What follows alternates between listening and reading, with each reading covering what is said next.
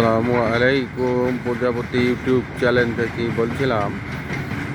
দেখেন, ইন্ডিয়া থেকে মাল ট্রেন বাংলাদেশে আসলো। সব ট্রেনগুলা হলুদ বা নীল কালার টাইপের একটু। এই দিক থেকে ইন্ডিয়া কাছে দেখেন, মাঝে মাঝে বগিলাতে ইন্ডিয়ান লেখাই আছে। কত ইন্ডিয়া, দেখেন ইন্ডিয়া। ইন্ডিয়া থেকে বাংলাদেশে খাদ্যর গাড়ি ঢুকলো।